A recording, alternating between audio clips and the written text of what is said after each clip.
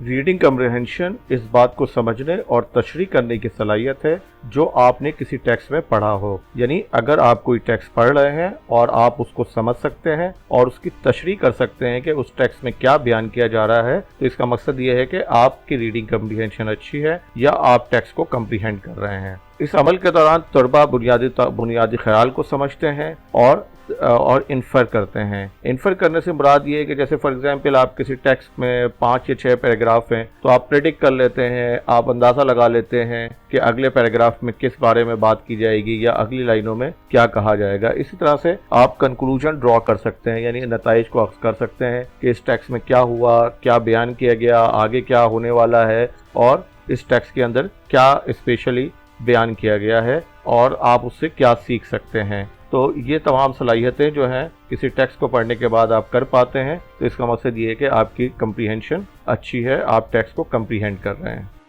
आइए आगे बढ़ते हैं, कुछ सरगर्मियों को देखते हैं। इसमें रीडिंग कम्प्रीहेंशन में बुनियादी तौर पर 3 तरह की सरगर्मियाँ होती हैं, यानी पढ़ने से पहले की सरगर्मियाँ, पढ़ने के दौरान की सरगर्मियाँ और पढ़ने के बाद की सरगर्मियाँ। आइए स्लाइड्स में हम देखते हैं पढ़ने से पहले की क्या एक्टिविटीज़ हो सकती हैं। यानी ऐसी सरगर्मियाँ जिसको तलबा की प्रीवियस नॉलेज को जो है वो फ़ाल करने में मदद मिल सके, या वो ये प्रेडिक्ट कर सकें, ये अंदाज़ा लगा सकें, इसके लिए अपने आप को ज़हनी तौर पर तैयार करें कि वो क्या पढ़ने वाले हैं।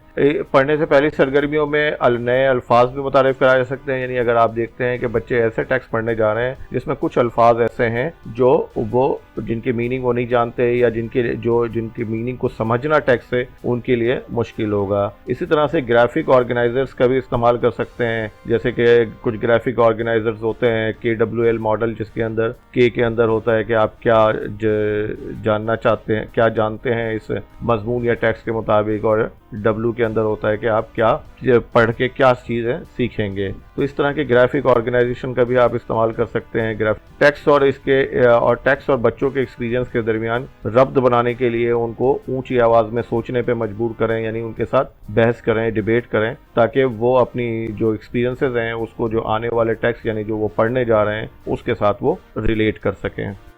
इसी तरह से दूसरे नंबर पे आ जाती हैं कि पढ़ने के दौरान की सरगर्मियाँ, यानी ये वो सरगर्मियाँ हैं जब स्टूडेंट्स जो हैं टेक्स्ट को रीड कर रहे होते हैं। इसमें ऐसे सवालात या एक्टिविटीज़ दी जाती हैं जो तलबा को टेक्स्ट की तफहीम में मदद दे सकें, यानी उनको कम्प्रीहेंड करने में हेल्प कर सके। यानी इसमें सवालात पूछना, जैसे पहले पैराग्राफ के मुताबिक 2-3 सवाल दे दिए, तो उन सवालों की मदद से जो है बच्चे उस टेक्स्ट को समझने की कोशिश करते हैं। इसी तरह से समरी बयान करना कि अब तक जो कुछ पढ़ा है वो एक्चुअली कह क्या रहा है और आगे क्या होने वाला है, इसको विजुअलाइज करना उस बेसिस पे जो आपने पिछले पैराग्राफ में पढ़ा है। इसी तरह से जो कुछ अल्फाजों को छोड़ देना चाहिए, जैसे मैंने अभी पहले कहा कि पढ़ने से पहले की सरगर्मी में कुछ अल्फाजों को सिखाना चाहिए। इसी तरह से अनफेमिलियर वर्ड्स को या कुछ अनफेमिलियर वर्ड ऐसे जिनका वो कॉन्टेक्स्ट के जरिए मीनिंग अखज़ कर सकें, उनको छोड़ देना चाहिए ताकि उनकी रीडिंग स्किल्स जो हैं वो बिल्ट हो। और ये एक अहम महारत में आती है कम्प्रीहेंशन की, रीडिंग की, कि आप अनफेमिलियर अल्फाज को सियाको सबाक के अंदर जो है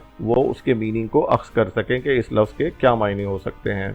इसी तरह से हम आगे आते हैं पढ़ने की बाद की सरगर्मियाँ, यानी आफ्टर रीडिंग एक्टिविटीज़। यानी इसमें ऐसी सरगर्मियाँ होती हैं जो तलबा को टेक्स्ट समझने में री-इन्फोर्स करती हैं, यानी कि जब वो कुछ भी उन्होंने टेक्स्ट के अंदर पढ़ा होता है उसको रिकॉल करने में मदद देती हैं। इन सरगर्मियों में आ सकता है कि टेक्स्ट के मुतालिक आप बच्चों के साथ बहस करें कि टेक्स्ट में क्या कहा गया, किसने क्या किया, किस कैरेक्टर ने क्यों ऐसा किया, किस कैरेक्टर ने अगर कोई बात कही है, कोई क्रिटिकल बात कही है, कोई क्रिटिकल डायलॉग्स हैं तो वो क्यों है, कोई डिसीजन लिया गया है तो वो क्यों और कैसे लिया गया। इसी तरह से बच्चों को कहना कि आपने जो कुछ भी पढ़ा है उसको अपने अल्फाज में एक समराइज फॉर्म में लिखें। ग्राफिक ऑर्गेनाइजर जैसे KWL मॉडल है कि क्या लर्न किया वो यहाँ आ जाएंगे। इसी तरह से आप कुछ क्विजेस पूछ सकते हैं, कुछ सवालात उनको दे सकते हैं, कुछ ट्रू एंड फॉल्स के क्वेश्चन दे सकते हैं, कुछ MCQs दे सकते हैं। इसी तरह से टेक्स्ट और अपने तजुर्बात के दरमियान रद्द बनाने, यानी वो जो टेक्स्ट में जो उन्होंने एक्सपीरियंस लिया है उसको अपने किसी पर्सनल एक्सपीरियंस के साथ उनको रिलेट करने के लिए इनकरेज करने के लिए कहा जाए, ताकि वो उसको अपनी आम जिंदगी या उसके साथ रिलेट कर सकें कि इस टेक्स्ट के अंदर क्या वो सीख रहे हैं और उसको कहाँ और कैसे इस्तेमाल कर सकते हैं।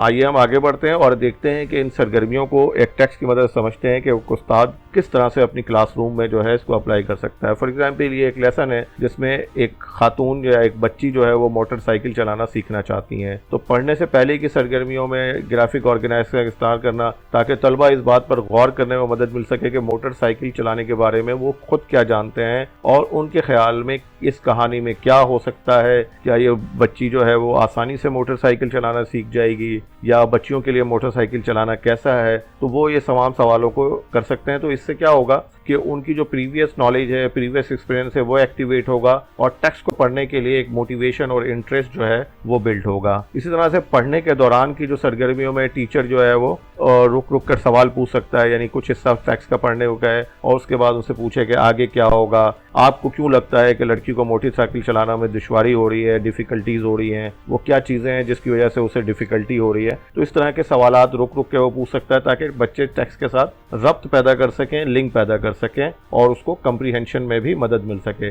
इसी तरह से पढ़ने की बाद की सरगर्मियाँ आ जाती हैं, यानी क्लास में कहानी के बारे में बहस हो सकती है कि उन्होंने इस कहानी में क्या सीखा, क्या उनकी लर्निंग हुई। और एक ग्राफिक ऑर्गेनाइज़र भी मुकर्रर कर सकते हैं जो कहानी से मुतालिक होता है, जिसके अंदर कहानी के अहम वाक़यात, उसके खुलासे और उसके आखिर में मॉरल ऑफ द स्टोरी या लेसन लर्न या वो चीज़ जो वो अपने साथ इन बिल्ड करेंगे, जो वो सीखेंगे इसके अंदर। तो इस तरह से एक टीचर जो है इन तमाम सरगर्मियों को इन बिल्ड कर यानी पढ़ने से पहले की सरगर्मियाँ, पढ़ने के दौरान की सरगर्मियाँ और पढ़ने की बाद की सरगर्मियाँ, ये टेक्स्ट टू टेक्स्ट डिफरेंट हो सकती हैं, डिफरेंट स्ट्रेटजीज हो सकती हैं। लेकिन ये जो तीनों फेजेस हैं कि पढ़ने से पहले की सरगर्मियाँ यानी पढ़ने से पहले कुछ एक्टिविटीज़ की जाएं, पढ़ने के दौरान कुछ एक्टिविटीज़ की जाएं और पढ़ने के बाद कुछ एक्टिविटीज़ की जाएं। तो इस तरह से हम इन एक्टिविटीज़ की मदद से स्टूडेंट्स की मदद कर सकते हैं कि वो एक बेहतर रीडर हो सकें और टेक्स्ट को कंप्रीहेंड कर सकें।